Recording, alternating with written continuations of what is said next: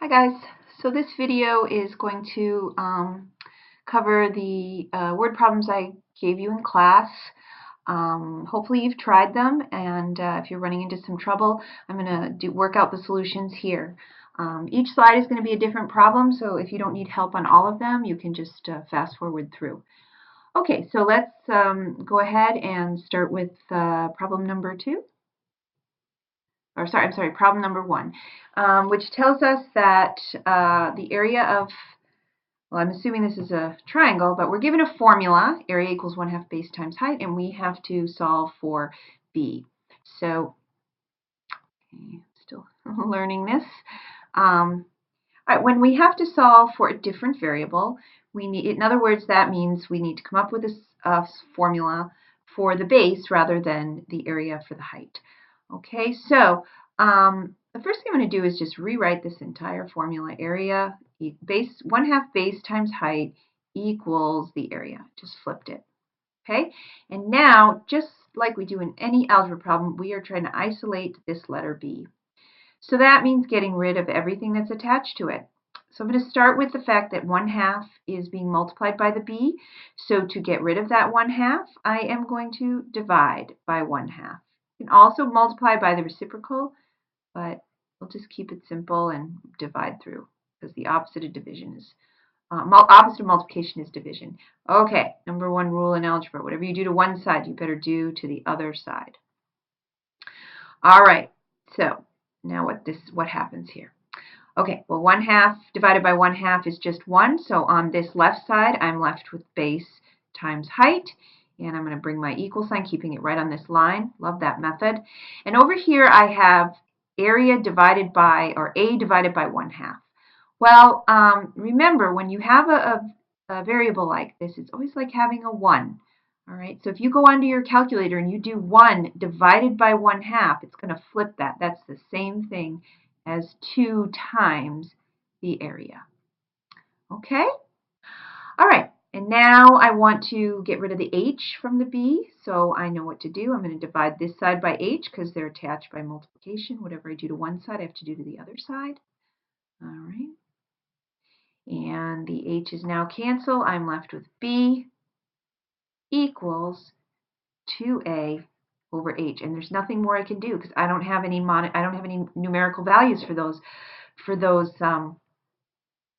variables. So in the end, my formula for finding the base is 2 times the area divided by the height. Okay. All right, let's go on to the next one. Here's another one. We need to, and I haven't written out the whole problem, but you'll get the gist. In this one, we're told the cost of a plumber, if he comes to your house, is $25.50 or $25.50 per hour is what he charges, plus a flat fee of $75.99 just to show up. That's what a lot of electricians, plumbers, mechanics, things like that, they have a certain flat fee that they pay for just showing up, and then they charge per hour.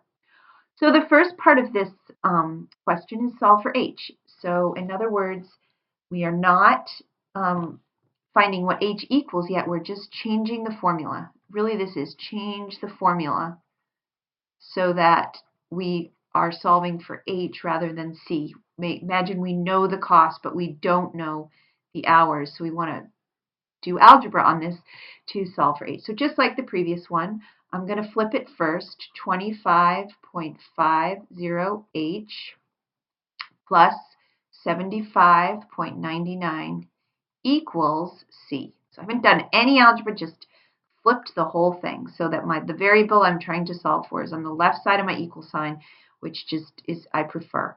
Okay, so first thing I've got to do is subtract off this 75.99. Whatever you do to one side, you do to the other. Okay, and draw my line. 75.99 minus 75.99 is going to cancel right out, and I'm left with 25.5h. I'm going to just drop that 0. We don't need it right now. And that's going to equal c minus 75.99. Now, c is a variable and 75.99 is a constant, so we cannot combine like terms. They are not like terms, so I just have to keep it written like this. Even though it's a decimal and it looks ugly, that is correct. All right. Next step. Now, I'm trying to get h alone. Right now, it's attached to a 25.5 by multiplication. So to get rid of that, I'm going to divide by 25.5. Whatever you do to one side, you've got to do to the other side, 25.5. And these cancel, and h equals. Now, I cannot divide the 75.99 by the 25.25. We have to think of this as like one whole thing up here. You can't, the whole thing is divided by 25.5, not just the 75.99. So, the equal sign here. We are done. That is the formula. To find the hours, you take the cost, price, whatever he charged, subtract off 75.99, and divide it by 25.5. That is the formula. It's the same formula as right up here. It's just solving for a different variable. So this is your formula. That's part A.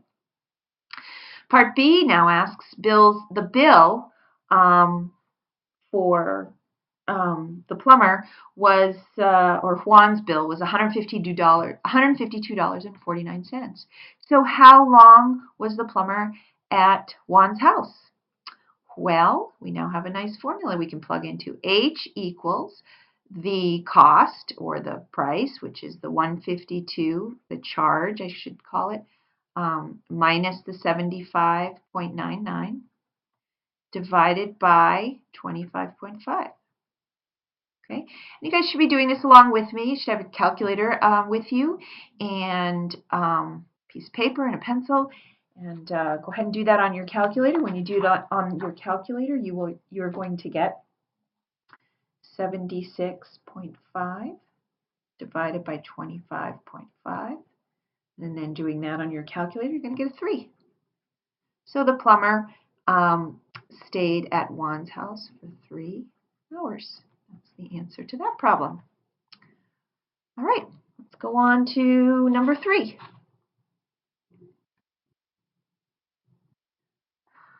All right, number 3 says Lana had $1,500 in her savings account.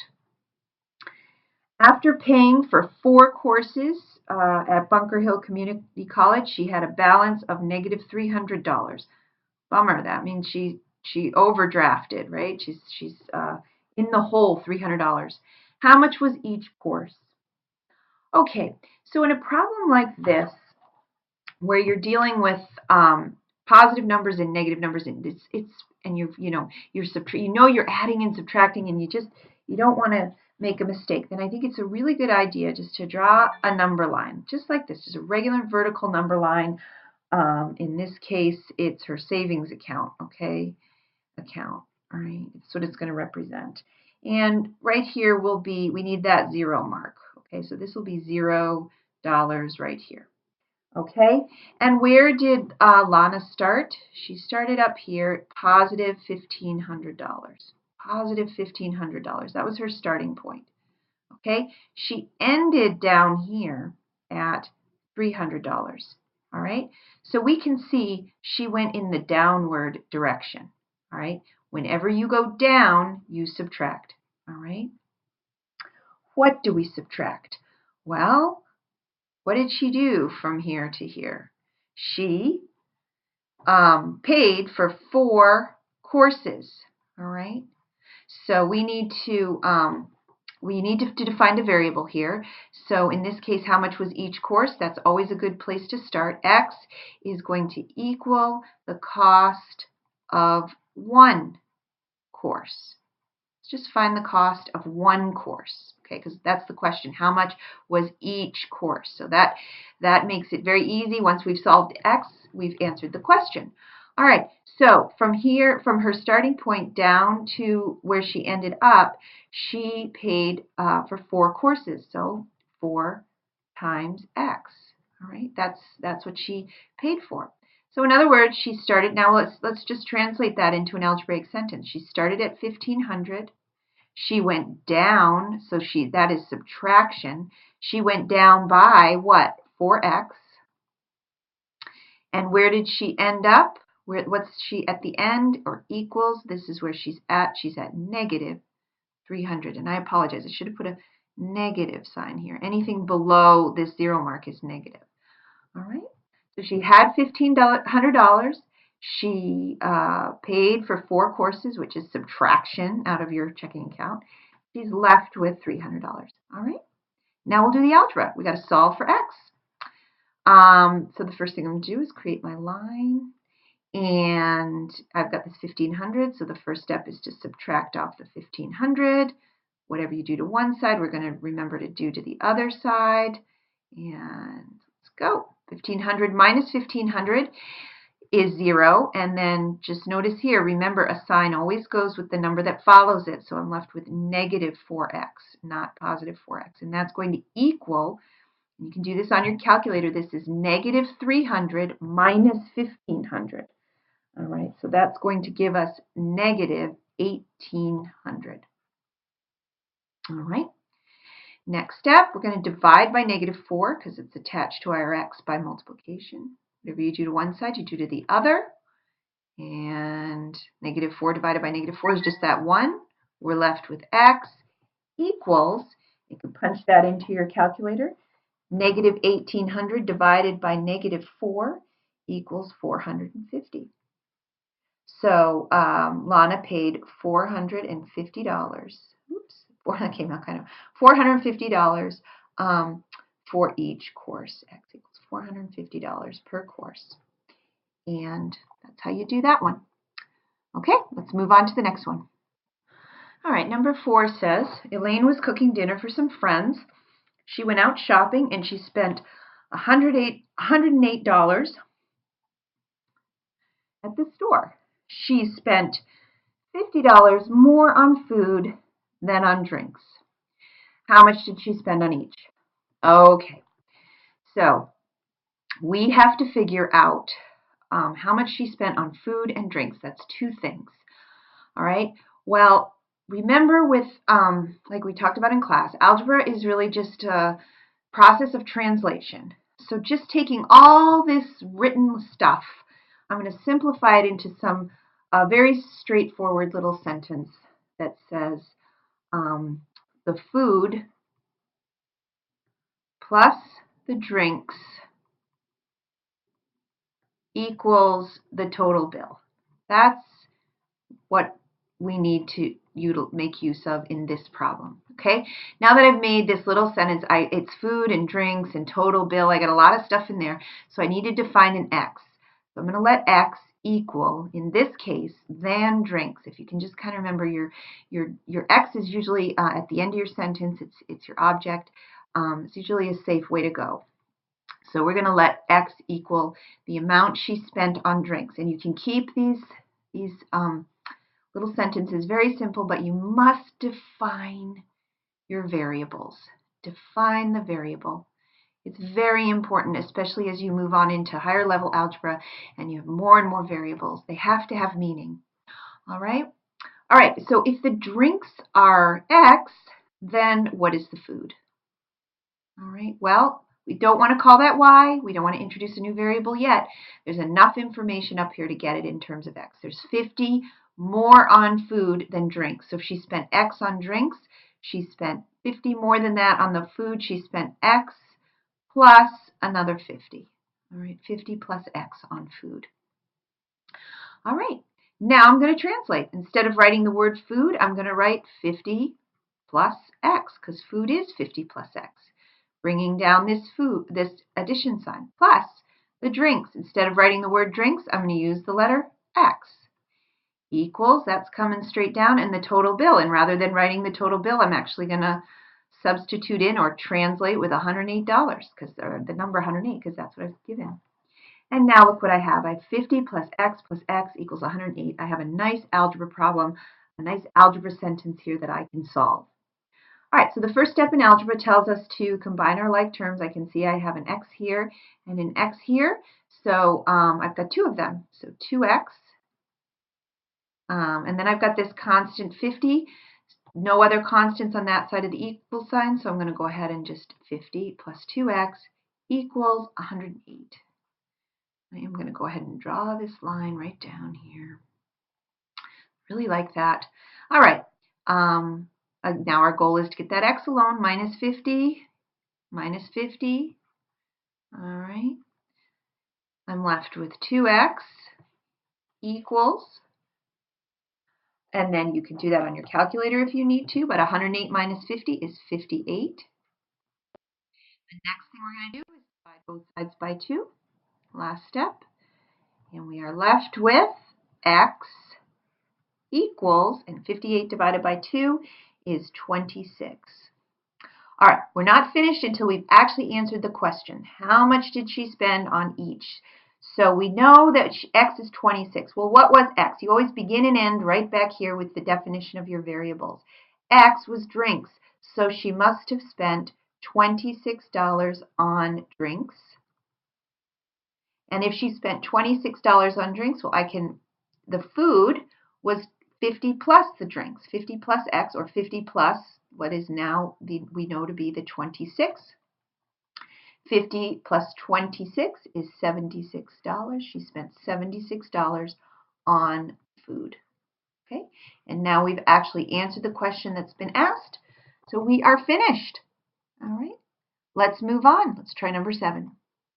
Or I'm sorry, number 5.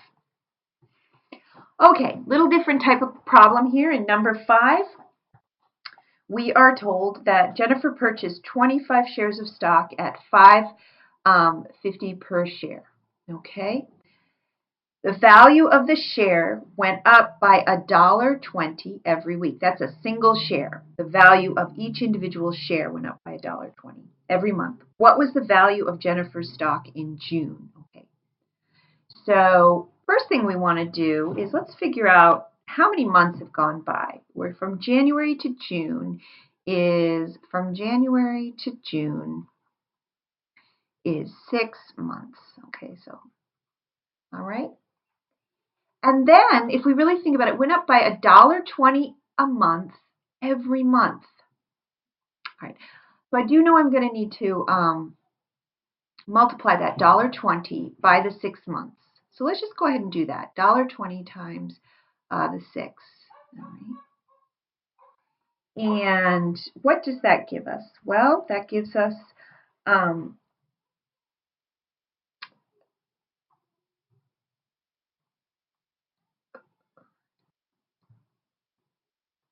sorry about that. $7.20. $7.20. Okay, each share went up by $7.20. Okay, so again, you can probably figure this one out in your head again, or you can always, again, when you're adding and subtracting, you can always do a number line just to help you see. You're starting here at $5.50. This is your start. 0 can be down here. We're all in the positives. Because this is your share price, okay, just to see it visually. And you're going up. You went up by $1.20. You're going up this way, so we know we're adding. When we go up, we're adding, and we're adding $1.20 per month, which for times 6 months, which turned out to be $7.20. So if we're going up $7.20, where do we end up? Okay, so it's pretty straightforward. $5.50 plus the $7.20 is going to equal $12.70. Okay, $12.70 is the share of the one price now in June. All right, and then how many shares does she have? She bought 25 shares. So the very last step is $12.70 times 25, and that is going to equal $300.17 is the value of her stock portfolio. All right, we didn't even do this problem with an X, and sometimes you can do that. But I think what happens sometimes with this type of a problem is people actually overthink it.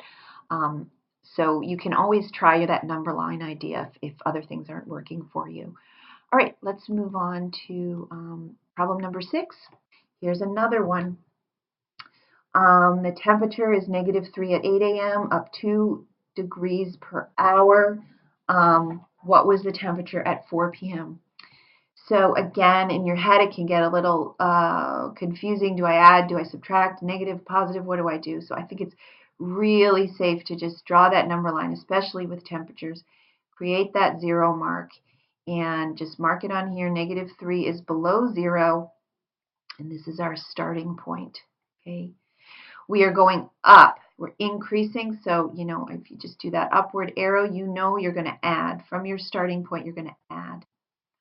All right, 2 degrees per hour. So the question is, what was the temperature at 4 p.m.? So we need to figure out this temperature up here at 4 p.m.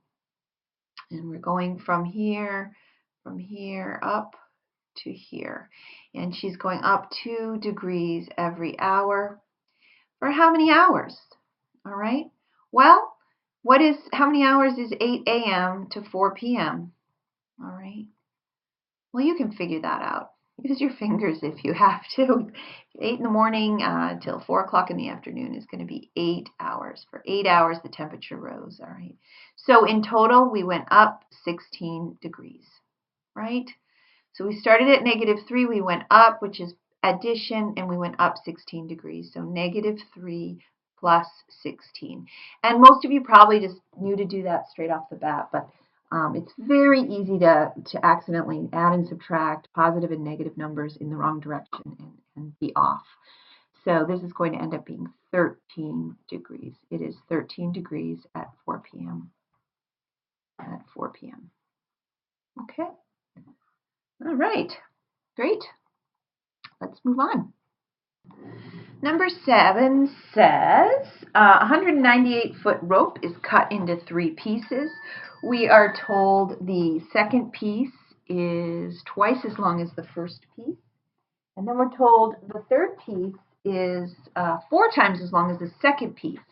Now, I've told you that often you look at the end of your sentence here to decide what to let x equal. But in this case, look, it's 2 different things. So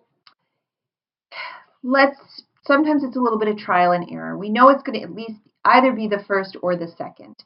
I'm going to go ahead over here and we're going to let x equal that first piece. Equal the first piece. Oops, first piece, okay? Actually, I'm jumping ahead of myself. The first thing I actually really want to do is simplify this sentence into what is going on. I have a piece of rope.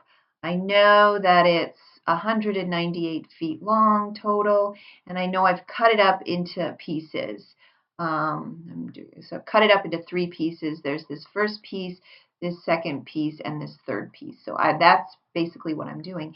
And so taking all this language, a simpler way to write it is that the first piece plus the second piece, I won't write it out each time, plus that third piece, those 3 pieces added up together give me the total length of the rope. Okay? So I know the total length of the rope is 198. I can go ahead and substitute that in straight away, but these 3 pieces I don't know. So that's why I need to go over to the side and identify them each in terms of x, because I want to use x to solve algebra problems. X is my big translation variable. All right, so if the first piece is x, then what is the second piece? Well, let's go to our second. The second piece is twice as long as the first. Twice as long. 2 times x. All right? And if the second piece is 2x, then what is the third piece? All right, well, here we just have to be careful. We're told the third piece is 4 times as long as the second, not the first. It's 4 times as long as the second. Well, the second is 2x, and then it's 4 times as long as that. So, in fact, that third piece is actually 8x. 8x equals that third piece. All right, so now when I do my translation, the first piece is x. Plus, don't forget to bring that plus down. The second piece is translated into 2x. Bring down that plus, and that third is 8x. Okay? And now I have an algebra problem that I can solve. And notice they're all like terms. 2x, x, and 8x add up to 11x. 11x equals 198. This is a fairly straightforward algebra problem. So then what do? We divide both sides by 11. All right, you can use your calculator for that. And you end up with x equals 18. 18, what was it? Feet. 18 feet. The first x is 18 feet. So I'm going to go back up here. I'm kind of running out of space. If x, actually I'll write it right here. If x was 18, then the first piece of rope is 18 feet. Okay. That makes the second piece of rope is 2 times x. Remember, you're not finished until you've answered all the parts of the problem. So the second piece of rope is going to be 36 feet, 2 times 18. And therefore, the third piece is going to be 8 times 18, which is equal to 144 feet. All right. It's got kind of messy, but that's where we're at. Those are the lengths, because it's asked the lengths of each piece of rope, and so you're not finished until you've answered the question. And then if you want to, which of course if it's a test, it's always a smart idea to add the 3 pieces of rope, 18 plus 36 plus 144. And does that in fact equal 198? It does, so we know we've done it correctly. All right, let's move on. Okay, this problem number 8 is, when you see a problem like this where you've got sort of a flat fee, it says in West Arlington, taxis charge $4.50 plus 50 cents per mile for an airport pickup. So think about it when you take a taxi. Quite often you have to pay just to get into the car, and that's that flat fee. It's sort of like the previous problem with the plumber, the flat fee just to show up. And then it's 50 cents per mile. So how far can Amy travel for $21.50 is the question. How far? How far? So we're going to start right out by defining our x. Let x equal the miles. How far? Let's answer the question. Your x is usually in the question. Let x equal the number of miles traveled. All right. Now we can start translating. All right. Well, what do we know? We know that she is charged 50 cents per mile. Now, one thing we have to be careful of here is this part of the problem is in dollars and this is in cents. So we either have to change cents to dollars or dollars to cents. And I think the simplest thing is 50 cents is the same as $0.5. Okay. So 0.5 times the number of miles, because she's paying for every mile. So 0.5x plus that flat fee of $4.50, okay, is going to equal the charge, what they charge, which in this case is the $21.50. All right, and so then it becomes just a pretty straightforward algebra problem to solve. We're going to subtract off $4.50 from both sides. Okay. These cancel. We'll bring down that 0.5x equals 2150 minus 450 is 17. Divide both sides by 0.5. And you'll get x equals 34 miles. Okay. Amy can travel for 34 miles and in a taxi and to the airport, and it will cost her $21.50.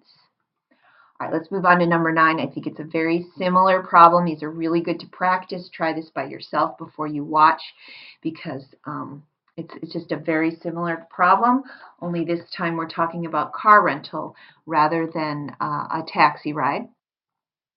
And we are told in number 9 that a car rental business rents a compact car daily at a rate of $25.20. So again, you just pay that flat fee to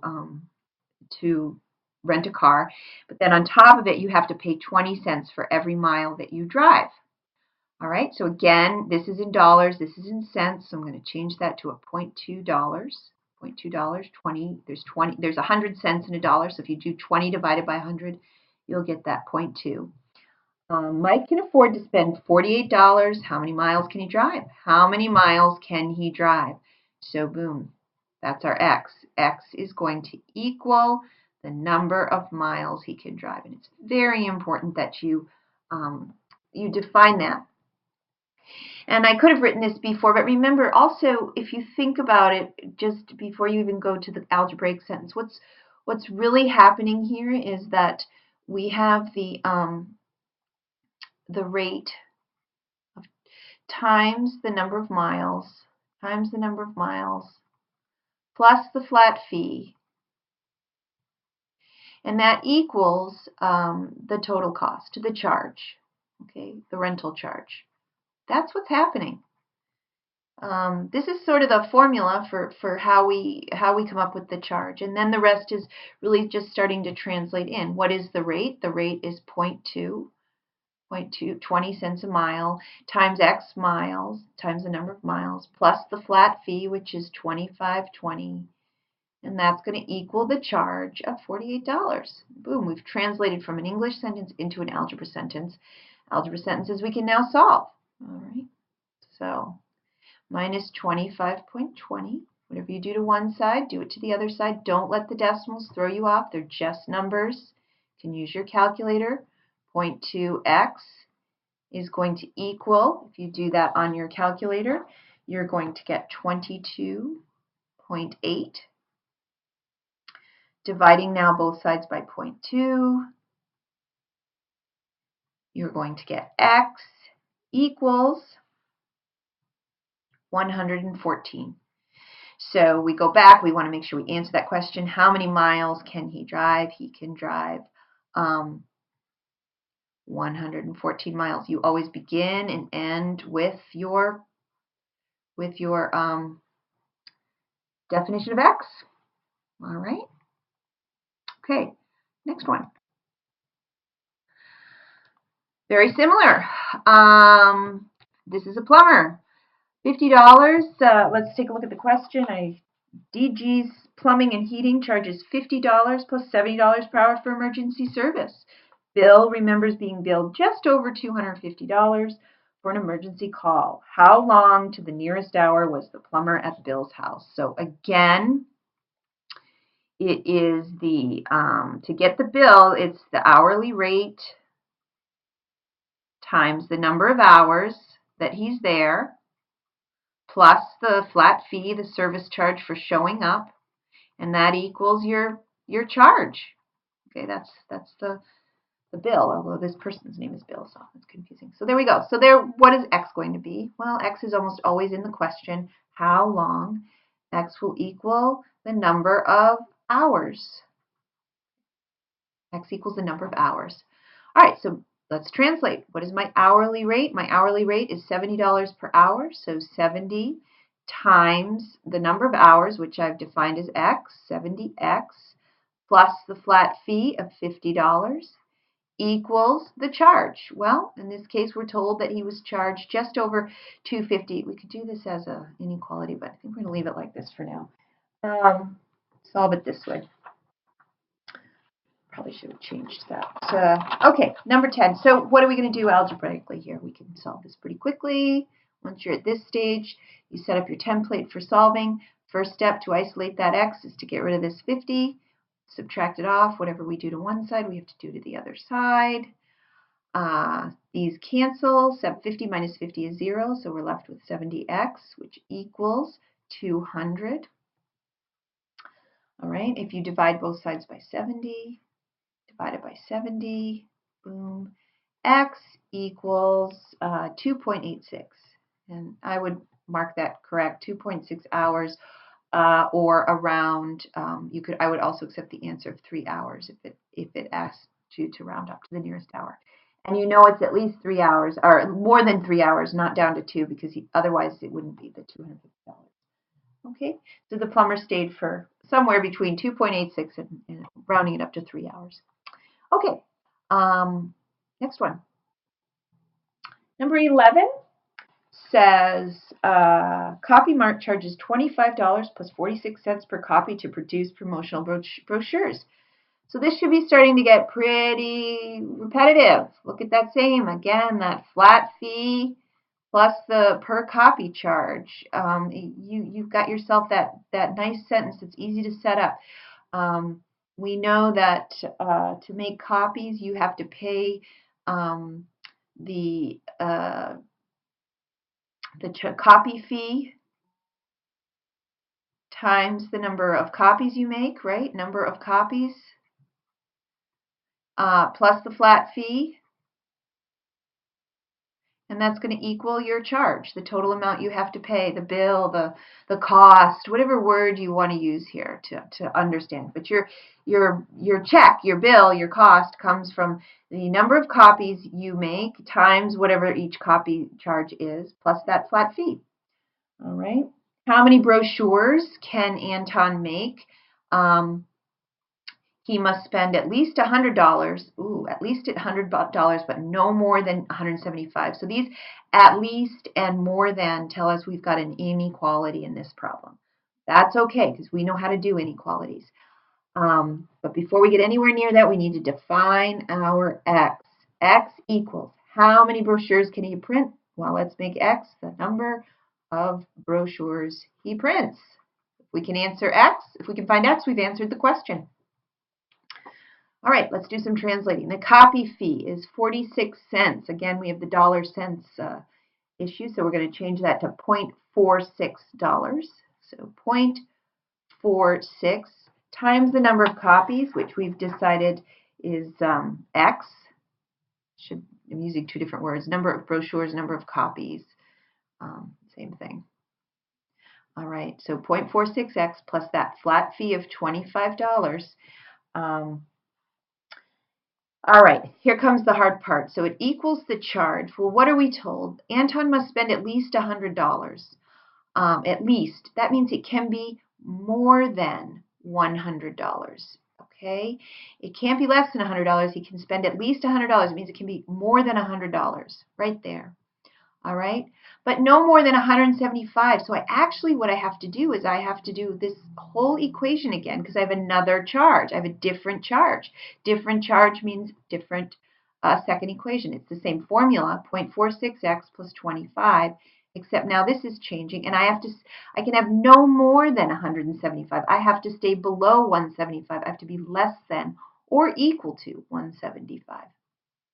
All right, so when you have a problem like this, you've got two equations you need to solve. All right, but we know how to do this. Now with our algebraic equations, we know how to solve them. Draw on my line. All the algebra steps are the same. The first thing we need to do is subtract off this 25. Subtract off 25 from both sides. Draw my line. On the left side, the 25's cancel. I'm left with 0.46x. I just bring my inequality sign down like I would an equality sign, and this 100 minus 25 is 75. The next step is to divide both sides by 0.46. All right. And do the work. 4.46 divided by 0.46 is just 1. I'm left with x. And because this number was positive, not negative, I'll write the word out, positive, not negative, my inequality sign just stays right the way it is. And 75 divided by 0.46 equals 164. Or actually, on my calculator, it equals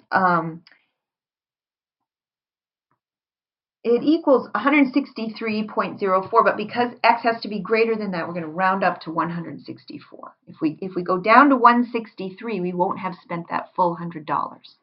All right. Okay. So we have to he has to make more than 164 brochures, but he can't make 1 million of them. He's got a limit on the other end too. So now we're going to solve this one over here. The algebra is going to be exactly the same. The steps are going to be the same. First, we subtract off the 25. We're left with 0.46x, bringing down that inequality, leaving it the same, equals 150. Dividing both sides by 0.46. That's cancel. We are left with x. And again, because that was positive and not negative, if it were negative, we'd flip it, but it's positive, so it stays just the same. And then 150 divided by 0.46. This time we're actually going to round down because we don't want to exceed the 175. So it's 326. All right. So in the end, how many brochures can Anton print? He can print somewhere between, he has to stay below 326 brochures, but he needs to stay above 164. Okay, and you can write it that way. You can keep it individually separated. It doesn't matter to me. All right, but that's an inequality. It's telling us the number of brochures he can make is not an exact number. And he could make 200 brochures, and that's fine. He would be within that $100 to $175 range. He just can't make 160 or 350 brochures. That would be too few or too many.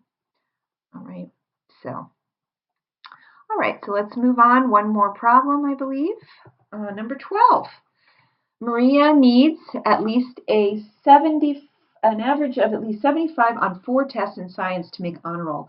Okay, so again, this right here, at least 75. That tells us we're going to have an inequality.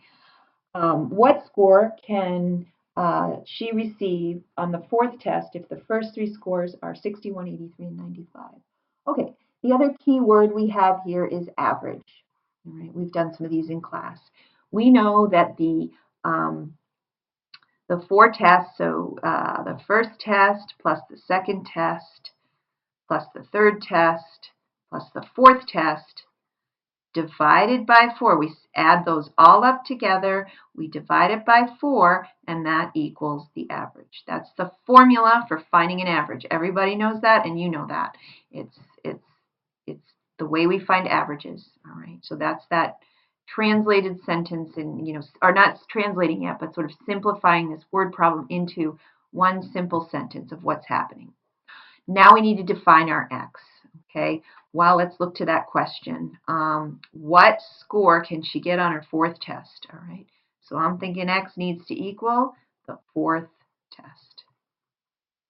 All right, and now we'll translate from English words into a mathematical equation. Substituting in the first test is a 61, plus the second test, which we know is 83, plus the third test, which is 95, plus the 4th test, which is x. I have to write it there. We're going to have to add all those up and then divide the whole thing by 4. And that will equal the average. Actually, in this case, we do have an inequality because she wants to get at least a 75. If she gets over 75 average, she'll still make the honor roll. So she wants to be 75 or greater. So it's going to go that way. This is the side that's bigger. All right. Now we have an algebraic equation that we can solve for. We got to get eventually we got to get that x alone right here. All right. Because these are in parentheses here, I'm going to go ahead and add them up. If you can just do that on your calculator, and you're going to get 239 plus x, and again, it's this whole thing divided by 4. Whole thing divided by 4 is greater than or equal to 75. Now, normally you'd think, okay, I'm supposed to do subtraction before multiplication and division, but because this whole thing needs to be divided, to get rid of this divided by 4, I'm just going to multiply by 4. All right. You can also put this 75 over 1 and cross multiply, but it's a little trickier with the inequality. So let's just divide both sides, multiply both sides by 4. 4 divided by 4 is just 1. Those cancel out. I'm left with the 239 plus x is greater than or equal to, and then 75 times 4 is 300. Okay. And then this last step, because this is plus, to get rid of it, I'm going to minus 239. Minus 239 to the other side and bring it down. Those cancel. I'm left with x is greater than or equal to 300 minus 239 is 61. She needs a score of at least 61. She can get x needs to be greater than or equal to 61, and then she will make the honor roll. If she gets a 70, she'll make the honor roll. If she gets a 60, she won't. So there's many scores she can get and still make the honor roll. All right, so now tackle those practice midterm problems.